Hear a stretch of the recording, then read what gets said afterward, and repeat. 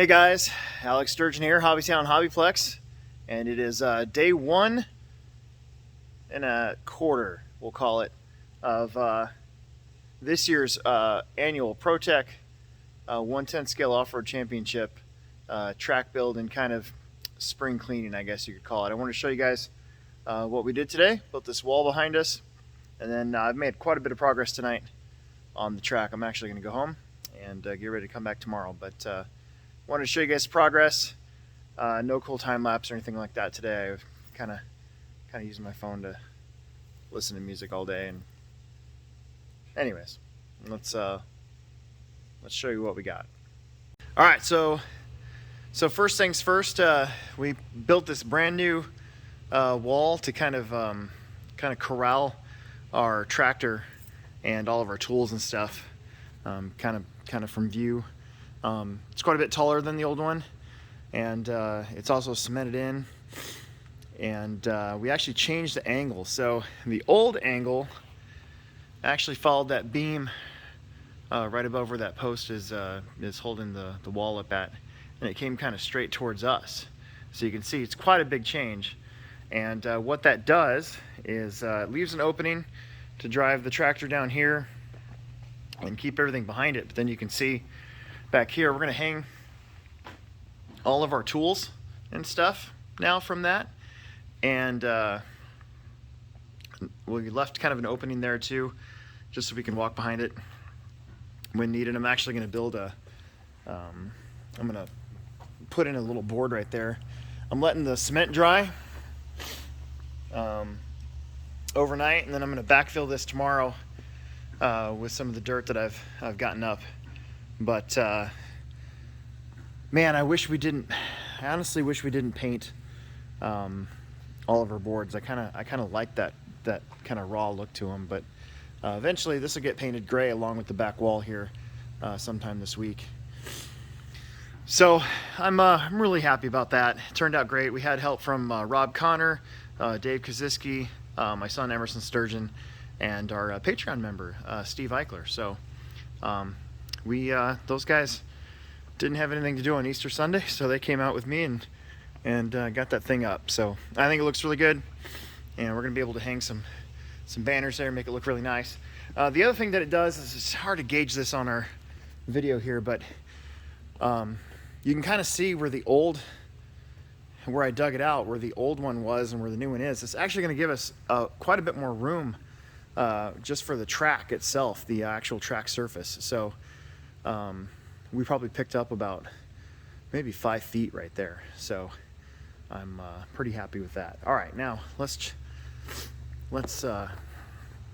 get on to what we're doing. So first off, we have this little rise here. This is going to be eventually a whoop corner is what I'm going to call it. It's pretty raw right now. Most of the dirt that was over here as these 2 humps on the old track most of that dirt's right there. Then you're going to come down, and then you're going to come up, and you're going to swing this way, and then you can see the lines here.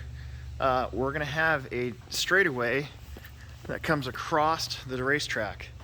So you'll come up and then swing down. I'm digging this out right here tomorrow to give it a down, and we'll put it back for the INS race so we have a front straightaway again. But for this one, I wanted to show you guys. That's a pretty big drop, so you're gonna swoop down. That's gonna be pretty freaking awesome. Then this was kind of an audible. There was quite a bit of dirt here, and I was going to dig all this out, and then I'm like, maybe I don't have to do that. So the corner, you guys can kind of see the white paint right here. So this is going to be tricky because you're going to be hauling butt down the crosstown straightaway, and you'll have to turn, and you're going to come down here, right about here. I think we're going to end up putting a hump or something. This jump's actually staying. I was going to dig this out, and this is another audible. I kind of changed my mind, kind of saved me some time, and this jump's actually been here since the INS race last February. So this hump right here was actually one of the landings to the uphill 6-pack or 8-pack. I think it was an 8-pack that we had, and we've just been using it. So again, that'll save me some time. Up here, we're going to rake this out and flatten it out. So you're going to be jumping up to this, and then you're going to take a right. And then I have not decided yet if this is going to be a drop off with a landing, or if I'm going to smooth it out and put a jump right here. You got to put the loop over here somewhere, so I can't get too crazy. But I'll probably decide that tomorrow.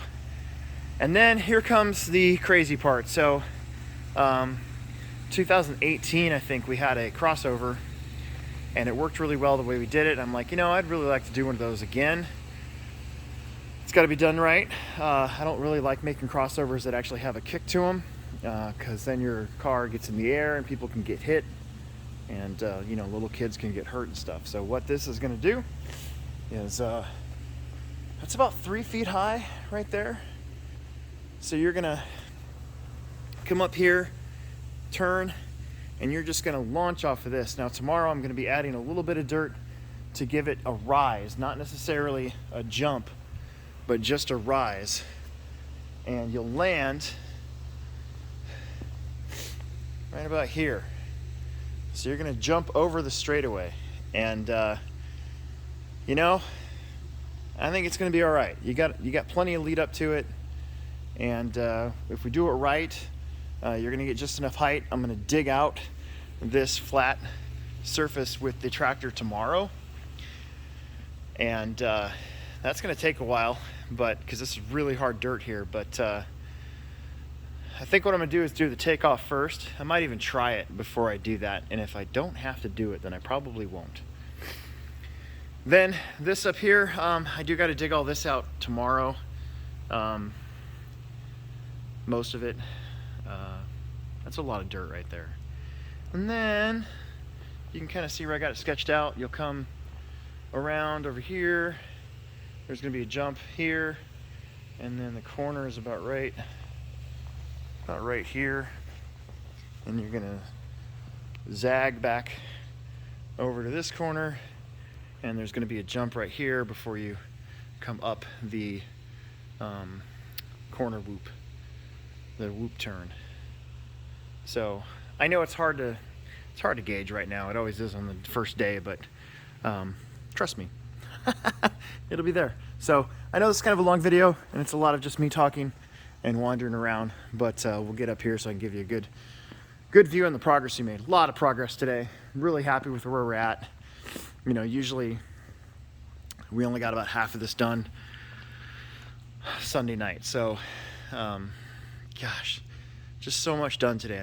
I'm really happy. Everything's working out how it is on paper, and I'll show you guys that too, and then we'll get out of here so you can find something else to watch.